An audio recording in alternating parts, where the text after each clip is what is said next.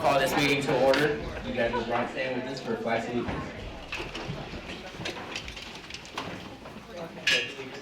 Of the United States of America, and to the republic for which it stands, one nation, under God, indivisible, with liberty and justice for all.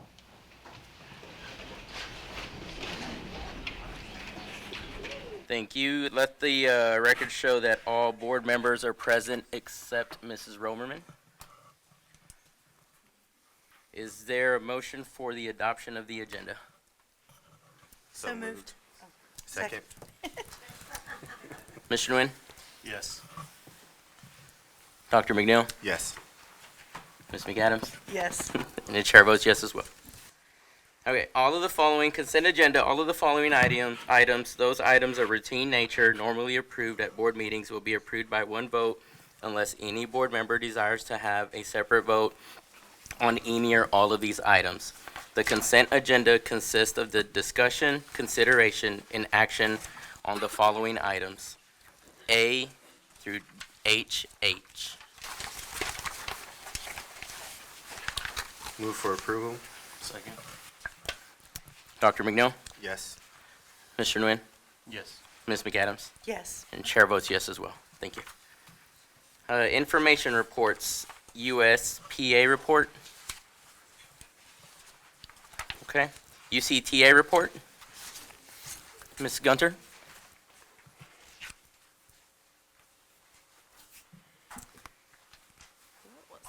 Sorry.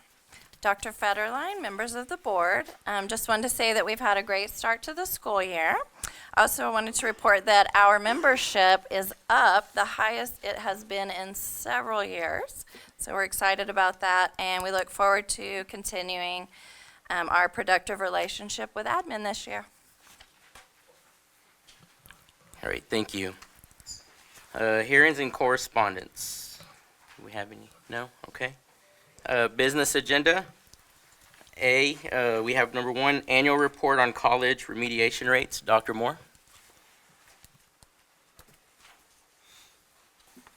Good evening, Mr. Reyes, members of the board. Dr. Federline, I'm just here to present the reports on remediation rates. The Oklahoma State Regents for Higher Education requires, according to Senate Bill 183, enacted in 1989, for us to report each year on the remediation and college-going rates as part of the Oklahoma High School Effectiveness.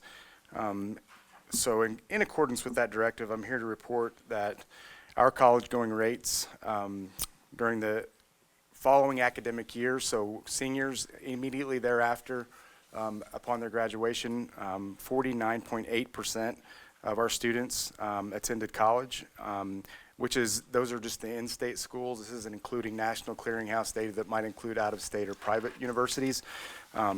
We had 702 students attending college for the first time regardless of their graduation year. That was an increase of 89 students over last year's report. And then the 22-23 remediation rate, so meaning students that had to take a remedial course during their first year of college, was 29.4%, which actually was an increase of plus 5.5 prior to this year. We're trending in the right direction, but I think maybe a piece of that is just because of the overall increase in the number of students that actually attended college this year could be attributed to that.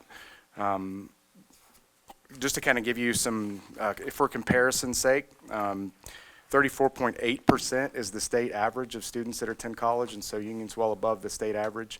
And in comparison with several surrounding districts, we compare very favorably, if not better, than districts with similar demographics.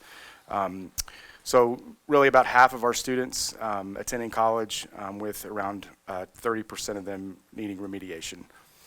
Welcome for any questions. No approval needed for this, just an acceptance of the report. Questions? Just to, Go go ahead. ahead. You go ahead. Just to clarify, the remediation rate is also only for those kids going to state schools, not Correct. to private or out Yes, of ma'am. state. Just clarifying. Yeah, and I think something to keep in mind, something that I've been sort of talking about as we continue to develop our workforce development programs is Union's mission is 100% graduation, college, and career, as you all know.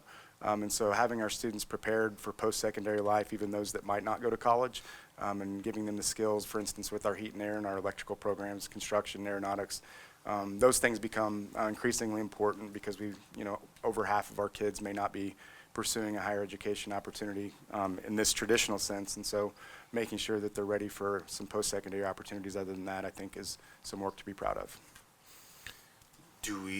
Absolutely, I agree, this is phenomenal. Do we have to report, or do we keep track of college attrition rates too? Or is that beyond?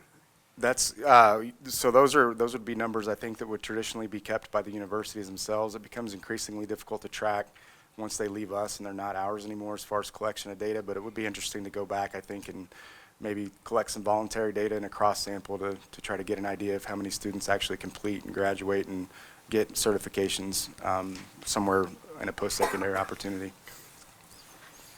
Any questions? Do we have any way to track our kids who go to college but not to a state school? Are we doing a We survey or do, anything yeah. like So that? we receive a separate report, and it's not required by law to report. It's from the National Clearinghouse. I can prepare some of that data and send it your way as well, just so we can kind of get an overall glimpse of it. It's pretty similar, just because some of the data is hard to track with the private universities or the out-of-states that may not report. But I can certainly provide that information as well in a written report after the meeting. Yeah, That would be helpful. just be interesting to know. Yeah, thank you. All right. Thank you. Thank you. Next item is consider and take action on the 2024-2025 professional development budget and plan. Mrs. Gray. Good evening, Vice President Reyes, Dr. Federline, members of the board. Yes, just as he said, so I'm seeking approval of our 24-25 school year professional development budget and plan. And so we always start with our development plan by really seeking feedback from collective stakeholders. So we sent out a comprehensive needs assessment at the very end of last April 2024, to multiple stakeholders, including community partners, parents, employees, certified and support, to seek their feedback in the event we have funding sources available. Some of the questions lent to what professional development would you like to see in what areas. We also really rely on our professional development committee. They are represented by PD reps at each site. We also look at data and consider feedback from professional development.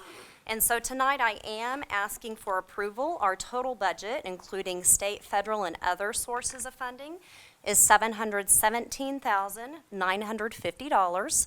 Now, that is almost half of what we've had the last couple of years. So we've been very blessed with the CARES Act and extra funding for professional development.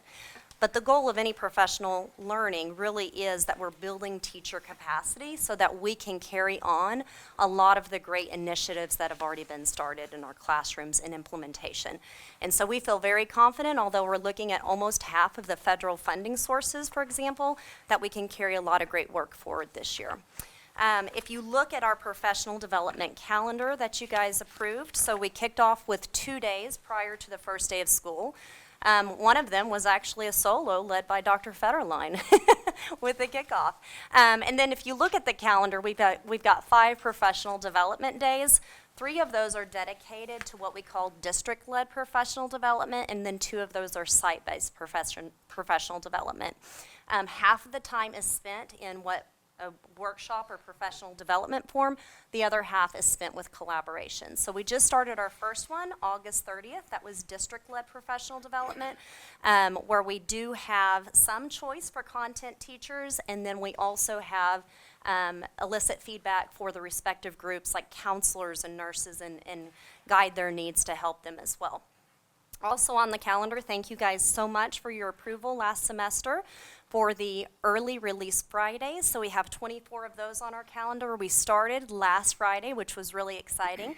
I was over at Grove Elementary helping with dismissal, because that is a little bit interesting, that first day, just making sure everything's running smoothly and all kids are picked up, and you always wonder like how many are going to be left and what's the system. So Grove did a really great job. But then after that, I got to join the teachers in their collaboration time, what we call professional learning communities, where teams get together and collaborate. So for example, a second grade team really focusing on essential skills and standards and having those conversations, as well as like the 9th grade biology team coming together and doing the same. We have tried our very best over the last couple of years to still embed that work, since COVID happened and since we had those late start Fridays. But what's different about this year and having the time is that it's uninterrupted. So it was beautiful when I got to observe that at Grove. So thank you guys very much. That will really help secure the tier 1, what we call core essential skills in our classroom, and then how our teachers are able to respond whenever students aren't responding to some of the units or the essential skills, and what our steps are for what we do next to support them. I think that's just about it, really. I mean, our main focuses where we're putting a lot of energy this year in professional development really is carrying the work forward with professional learning communities. Thank you to our principals in the room, our teacher leaders, our guiding coalition for helping that work happen. We've had a lot of professional development to prepare them, and they're carrying that forward. We have a lot of support with our new math implementation, both at the elementary and the secondary levels, and then we're pouring a lot of support into our new teachers. So I would say those are our big initiatives this year. Do you guys have any questions for me? Would you say from year to year, the requests have been pretty synonymous? Like the demand for the types of professional development? Yes and no. I guess yes and no. It really kind of does depend on the differences. I will say one of the things that we've had an increase in requests are maybe classroom culture and climate, and that's not unusual.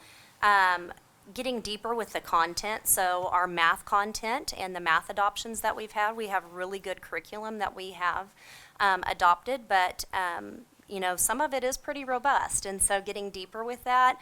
I would say for sure the one thing that has really increased in requests though is professional development on professional learning communities, what to do with that time and how we really respond to students when they're not able to get the core instruction, which we're really beefing up our core instruction. We're really proud of where we are, but we still have a ways to go as well, so, yeah. Awesome, appreciate it. Move for Any approval. other questions? Move for approval? Second? Ms. McAdams? Yes. Dr. McNeil? Yes. Mr. Nguyen? Yes. All right, chair votes yes as well. Thank you. All right, next, consider and take action on the expenditure of up to $1,844,557.52 from the general funds to purchase textbooks, supplemental curriculum, and software for the 2024-2025 school year. Dr. Nelson. Thank you, Mr. Reyes, Dr. Federline, Board. This is an annual approval of the expenditure of the textbook funds. The 1.8 million represents 907,000 approximately of carryover funds from last year, and then 937,000 approximately funds that we have received for this year. This is the state textbook allocation, so there are guidelines from the state. We spend these funds only on state-approved textbooks, or sometimes we can purchase supplemental materials, and the textbook funds are also state-approved software purchases are also included that are curriculum-related, really primarily, that we use these for. We also, as you know, use bond funds to purchase textbooks, and we used a lot of those funds as well in the math purchase. And so this will be a year we'll probably not spend all of these funds because the adoption's not a big adoption coming up this year, but we'll be building up for a couple of future adoptions coming down the road, social studies, followed by science, which is a big one. So I recommend that you approve the expenditure for up to 1.844 million. Move for approval. Second. Mr. Nguyen? Yes. Dr. McNeil? Yes. Ms. McAdams? Yes. And chair votes yes as well. Thank you. Thank you. Next is consider and take action on the agreement with the Oklahoma State Department of Education, OSDE, and Public Consulting Group, Inc., PCG, for Medicaid school-based health services blanket purchase orders in the amount of $60,000 Oklahoma Health Care Authority and $25,000 PCG, and authorize the board president, superintendent, or designee to execute the contract. Yes. Mrs. Smith. Thank you. Vice President Reyes, board members, and Dr. Federline, I'm recommending that you all accept and approve the agreement renewal with Oklahoma State Department of Education and Public Consulting Group for our Medicaid school-based health services. This agreement allows the district to participate in the Medicaid fee-for-service and the Medicaid administrative claiming programs. Both programs have been valuable sources of revenue for not only our department, but for the district.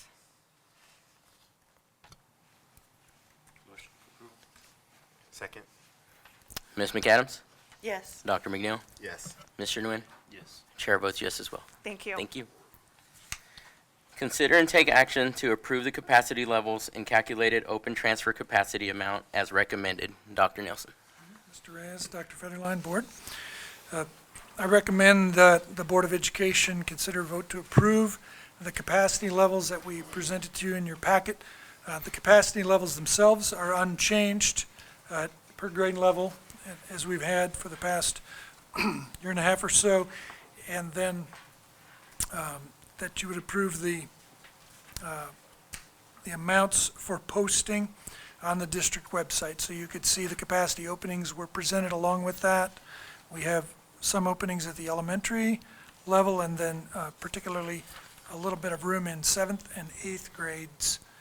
And otherwise, we're getting full according to our staffing levels at this point. Sometimes you have asked, and so at this point, we have a total of 954 transfer students from out of district at Union. 312 of those are employees' children.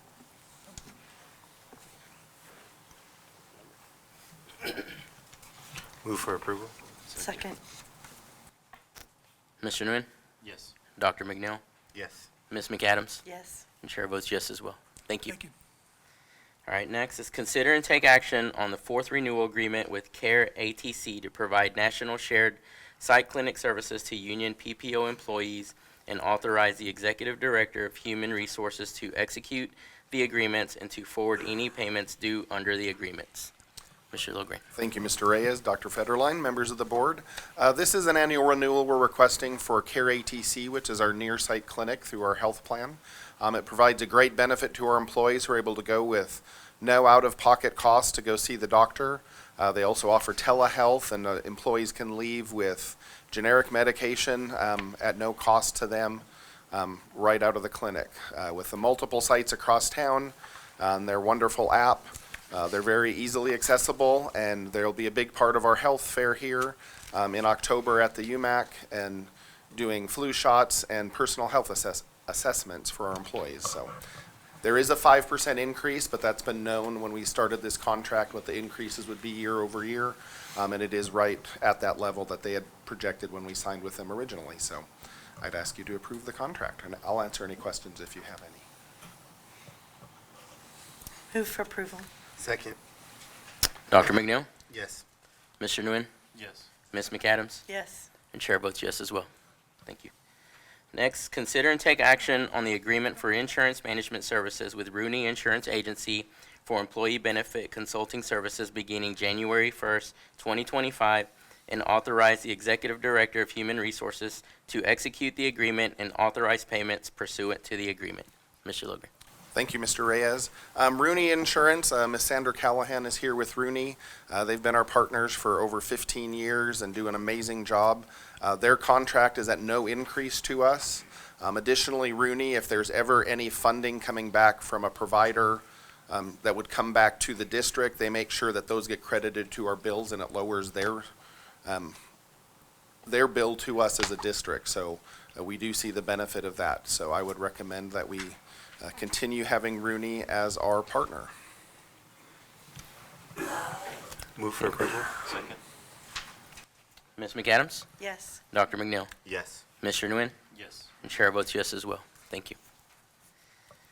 All right, next one is consider and take action on administrative services agreement with United Healthcare, UMR, to become the health plan third-party administrator and approval of the monthly premium rates for employee, retiree, board members, and COBRA participants for the district's self-insured PPO medical indemnity plans, and to approve the plans, plan changes, other coverages, and administrative services, including all associated agreements, contracts, at the cost outlined in the board memo and attachments, effective January 1st, 2025, and authorize the Executive Director of Human Resources as the superintendent's designee to sign the associated contracts, and that the board authorize the issuance of POs and payment thereof. Mr. Thank you, Mr. Reyes. This is our big annual benefits memo. We did go over in a lot of detail, but I will walk you through. There are some changes proposed to our benefits for this upcoming year. Unfortunately, as everybody knows, the cost of medications and the cost of healthcare continues to go up. So we are asking for a slight increase. For the premiums for the employees, employee-only cost for the basic plan, the base plan is still no cost to the employees. But for employee and kids, we're asking for a 3% increase to the premiums. For employee and spouse and employee and family, it's a 7% increase. That dollar amount for employee and spouse, for example, is $41 additional per month on the employee and spouse premiums. A couple of other additional changes that we're recommending for the plan. We are looking to increase the out-of-pocket maximum for both plans by $1,000. So the base plan will go from $4,000 to $5,000 maximum out-of-pocket, and the buy-up plan will go from $2,000 to $3,000. Now understand that to get to the maximum out-of-pocket, you've had to have a, unfortunately, very bad year, because you're still only paying 20% after the deductible of your costs. So to get to that, it's a very high amount that's going to the medical plan. One of the other changes that will be happening along with that, we will be reducing the out-of-pocket maximum for the prescriptions. Due to the change in Medicare, they have limited that amount. Because we have separate maximum out-of-pocket amounts for our medications. So currently on the base plan, it's $4,000. That will go down to $2,000. And the buy-up plan is currently at $2,000, and that will go down to $1,000. We've moved those to make sure those fall within a qualified Medicare level, so that our plans do qualify for the Medicare supplement, so that our retirees and anybody on that can still qualify for Medicare and not be excluded from that. One other additional change that we're making is we are going to increase the prescription copays by $5. So instead of $15 for a generic copay, it's going to go up for $20. Across all the plans, it's going to go up $5 additional copay for medications. Right now in our medical plan, we spend between $500,000 and $600,000 a month on medications. If you ever want to have fun when you're watching TV and you see one come up, just Google how much that prescription costs. And you're going to feel that. That's what we go through when we meet, twice a month as a benefit plan.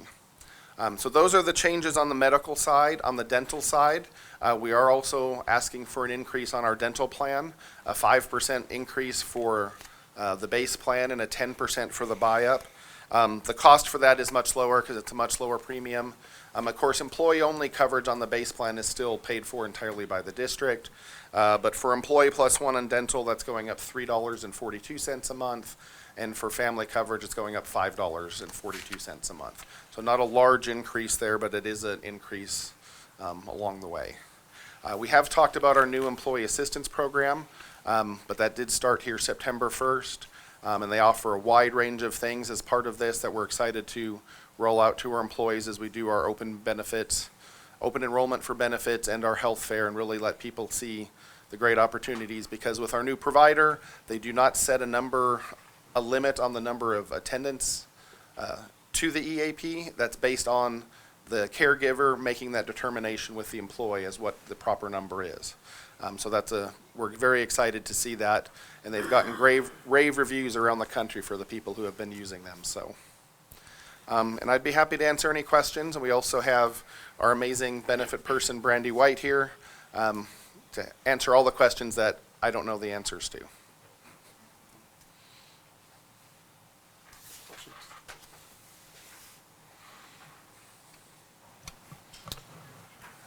Questions? Move for approval. All right. Ms. McAdams? Yes. Dr. McNeil? Yes. Mr. Nguyen? Yes. And Chair votes yes as well. Thank you. Next is consider and take action on the memorandum of the understanding with UCTA to amend the extra duty pay schedule for the 2024-2025 fiscal year under UCTA 4019. Thank you, Mr. Mr. Reyes. During negotiations this past year, we did not quite finish up in the negotiations with the extra duty schedule, and we agreed during negotiations that we would continue that over the summer and bring that as a memorandum of understanding back to the board for approval. The group did meet this summer, unfortunately for a late evening or later evening, but we were very successful in getting through that work and coming up with the proposed changes to the contract through the MOU. It was agreed to on both sides, and we're very excited to get this in place for the upcoming year.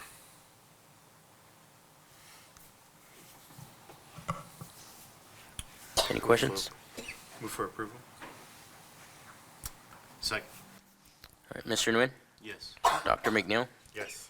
Ms. McAdams? Yes. Chair votes yes as well. Thank you.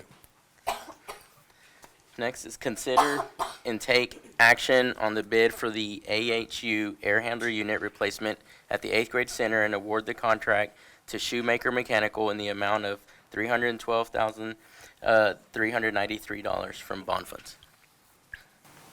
Yeah, Mr. Reyes, Dr. Federline, members of the board, we're seeking your approval to approve Shoemaker Mechanical as the contractor.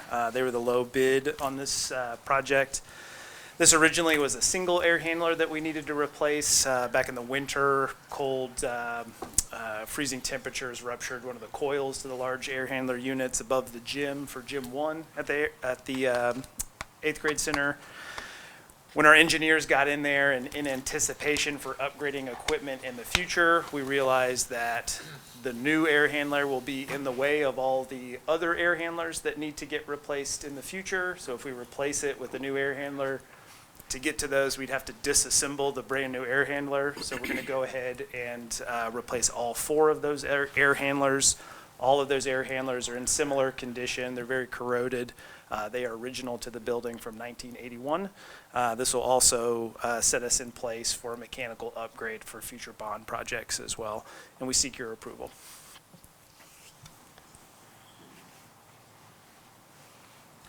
Move for approval. Second.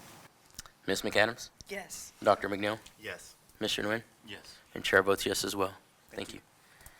Next, consider and take action on future purchases using the current job order contract previously approved with 357 Inc., DBA Rico Construction in the amount of $250,000 from various funds. Dr. Robinson.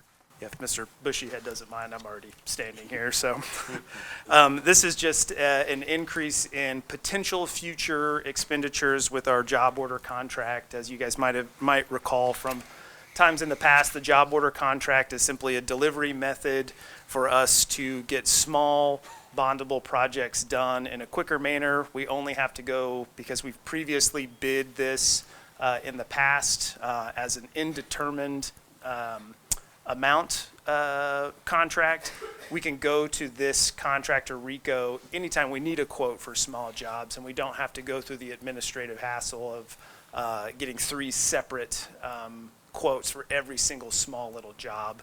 It becomes very tedious and cumbersome, and we just don't get responsiveness for small concrete projects. The upgrade that you may have seen at the North Commons was a fairly small job. Those jobs are harder to get general contractors to come bid on because it's just not worth their time, so to speak. And so the job order contracts allows us to lock in one single contractor that we can go to time and time again. And this is simply we're nearing the maximum that we told you we would spend in aggregate from the last time we got approval. So this is just upping that amount for potential future projects. Not that we'll spend the $250. We plan to rebid this, the job order contract, later this year or very early next year, and the $250 will bridge that gap between us nearing our expenditure amount today and the potential future bid late in the year or early next year. And we seek your approval. Thank you. Move for approval. Second. All right. Mr. Nguyen? Yes. Ms. McAdams? Yes. Dr. McNeil? Yes. And chair votes yes as well. Thank you. Next is consider and take action on the estimate of needs document for the 2024-2025 fiscal year as required by state law for submission to the County Excise Board and authorize the board president or designee to sign the final documents. Dr. Williams. Thank you. Good evening, Mr. Reyes, members of the board, and Dr. Federline. This is the annual estimate of needs for 2024-25 that we're bringing to you tonight. The document that you have before you was prepared by an external audit firm, Bledsoe, Hewitt, and Gullickson. They've done this work for us for a number of years. The estimate of needs, as you mentioned, required under the law, but basically goes through each of the district's funds and establishes the need for the millage, the property tax millage, for all appropriated funds. I'll spare you the details of going through this document. I think Dr. Federline was afraid I was going to ask that, but no. But a couple of important things to point out. One of the things that the estimate of needs does is it establishes the maximum level for the budget that the board can approve each year. And that information is in the back of the document on page 54. So, for example, and that is identified by fund. So the general fund maximum appropriation that the board is authorized to approve is $174,221,379.25. Likewise, the building and child nutrition fund. The budgets that we will be bringing you this evening are well under those amounts because those amounts include all fund balances in the respective funds. So it is simply a legal limitation on school boards. The other thing is the estimate of needs documents and calculates the need for the sinking fund millage, which is how we pay our principal and interest on our outstanding debt. That is spread across all real and personal public service property across the district. And the millage is calculated, and that information is included on page 55. That sinking fund millage for this year is set at 29.66 mils. Which is just ideal for where we try to stay, right around that 30 mil mark. So we feel like that's at a good place. The certifications on the valuations that we received reflect a nice increase in growth for the district property values, a 5.79% increase. We are we actually passed $1 billion in valuation last year. We also bypassed Jenks valuation last year, but having said that, we're really pleased to have, again, another year of healthy growth. Looking forward to next year with Shields coming online and having a nice increase in that property value as well. I'd be glad to answer any questions. Move for approval. Second? Mr. Nguyen? Yes. Ms. McAdams? Yes. Dr. McNeil? Yes. And chair votes yes as well. Thank you. Thank you. Next is consider and take action on the general, building, and child nutritional fund operational budgets for 2024-2025 fiscal year as outlined on the statements of revenues, expenditures, and fund balances. Dr. Williams. Thank you, Mr. Reyes. We've included at your place a handout with all of prints of all of the slides this evening, and I have to apologize to everyone else because the numbers are a little small, and there are lots of them. But we've also included a booklet which provides more details, more definition about what some of our terminology refers to, and to help provide a nice reference point. To start, we always start with the general fund. We go through revenue, we go through expenditures, and talk about significant changes for the year. The budget that we're proposing this evening is highlighted in yellow. That is $152,204,605 in the general fund. That is a decrease from last year's budget, as we knew was going to happen. Two things. ESSER comes to a completion, and as you heard Ms. Gray mention, we're gonna miss that additional funding that allowed us to provide some great services for our students. But the other thing that happened is the legislature had a flat budget year for common education. So we all know that a flat budget year is basically a cut, right? Because of our increase in cost, increase in salaries to pay our employees and so forth. So we have a little bit smaller budget, but I think some things that I'll cover in just a minute here will explain in a little more detail some of the nuances.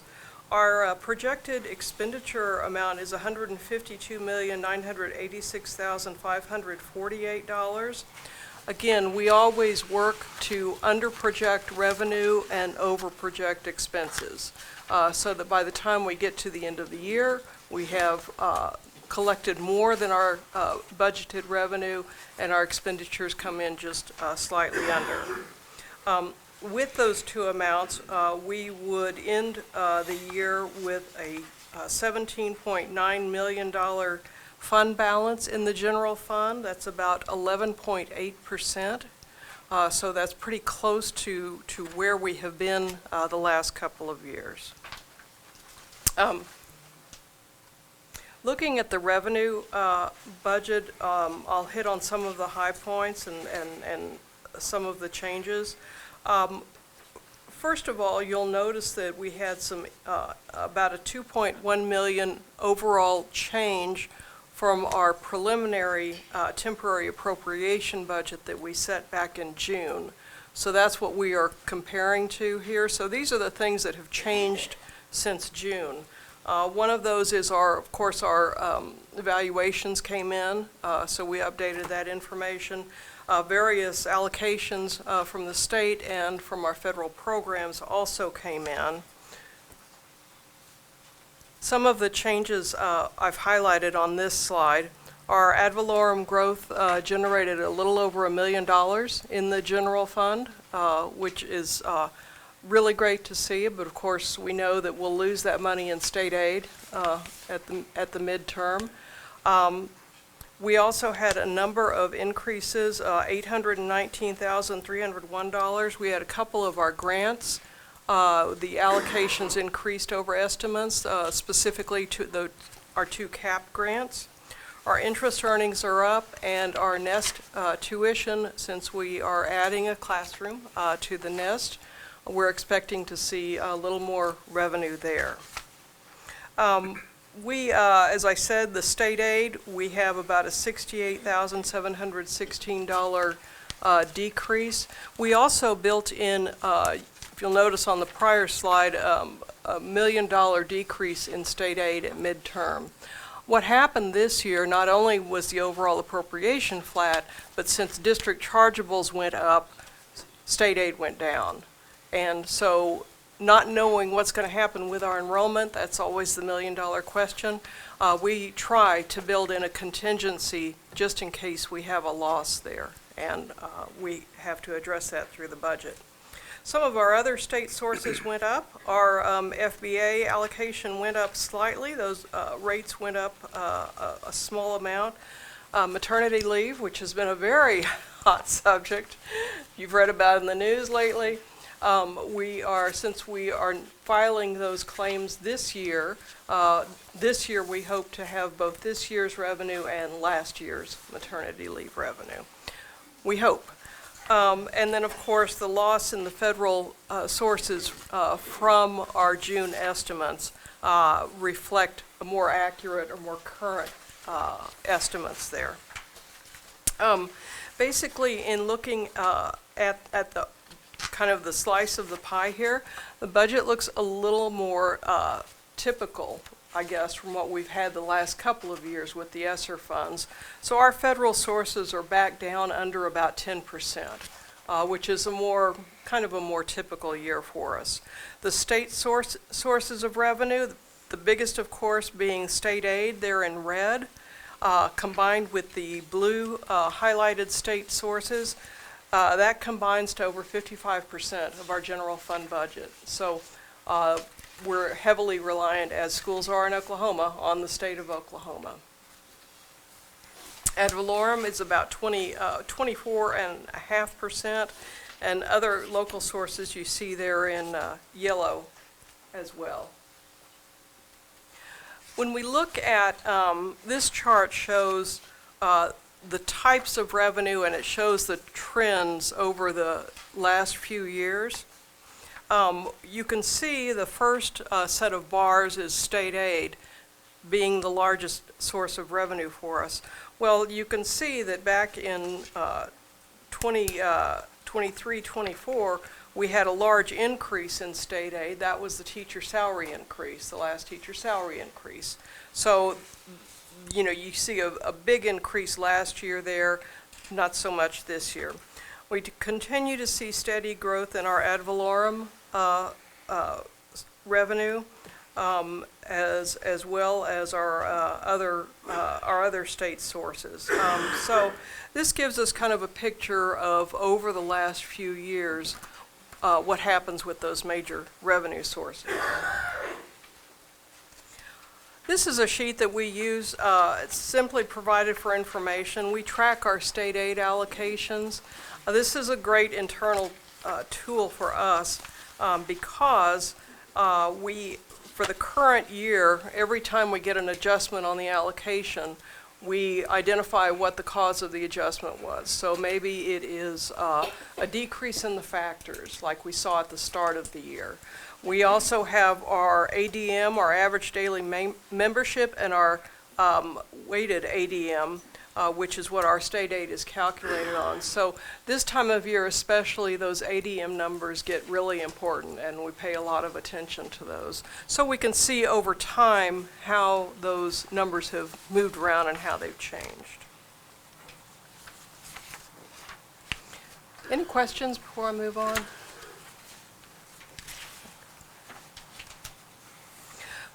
The next table shows our employees receiving the flex benefit allowance, which is a great thing for our employee health insurance.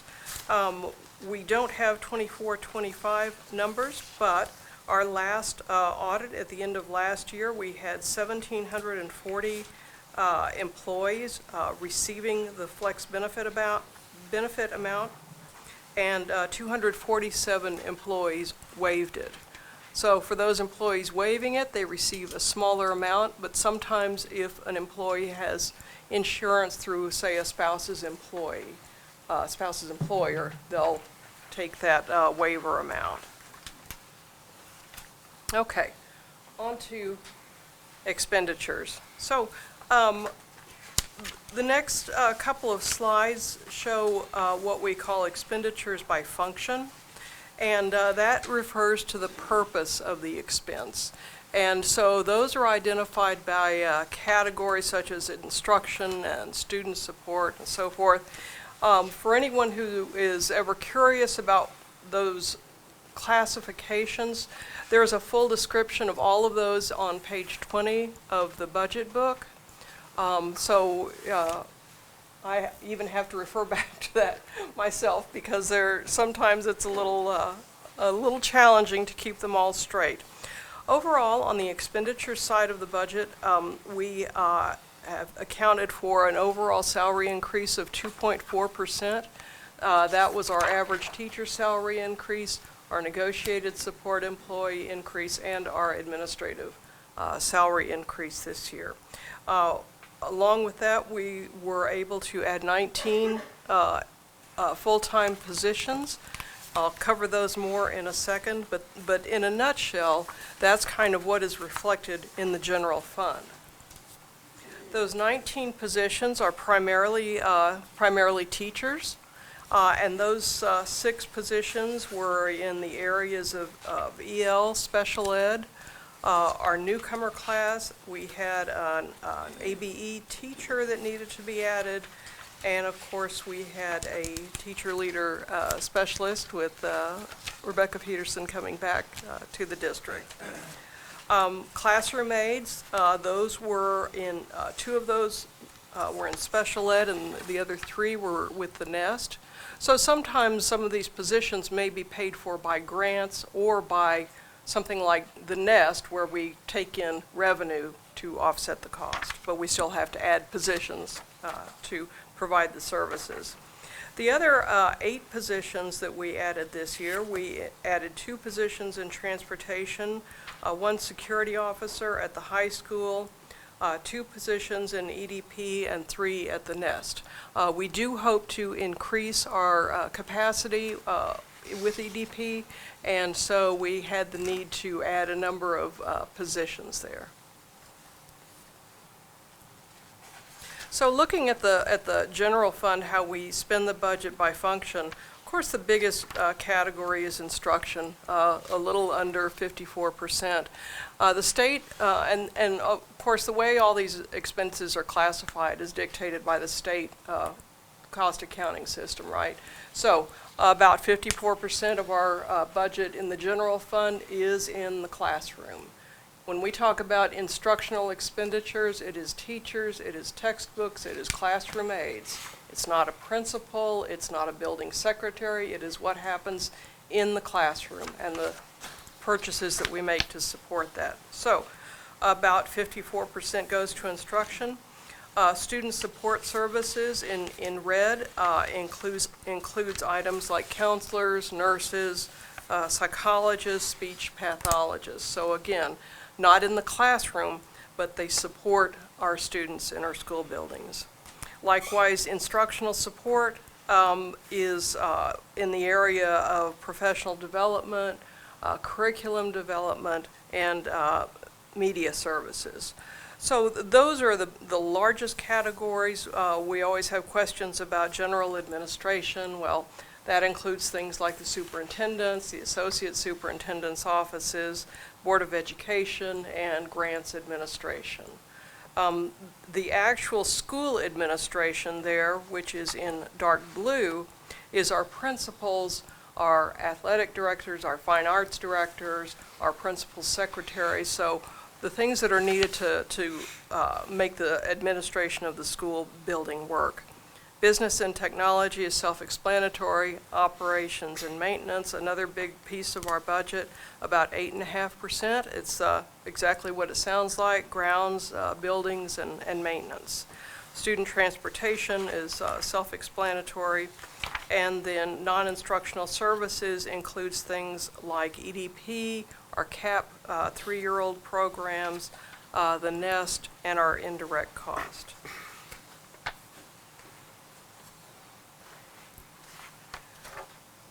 Showing the same information in a different way is when we look at expenditures by object. Object is a lot easier to conceptualize because it's things like salaries, benefits, textbooks that are far easier to describe.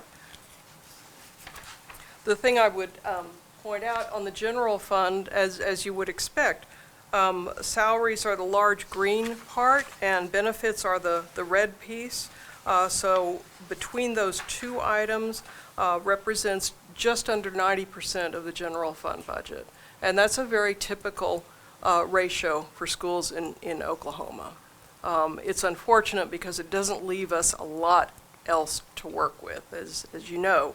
But we do want to see that general fund about 90% devoted to people because that is the business we're in. We also categorize expenses by professional services, technology services that we purchase, property services, other purchase services, supplies and materials, includes things like electricity, gas, and textbooks. Before I move on to the building fund, does anybody have any questions on the general fund?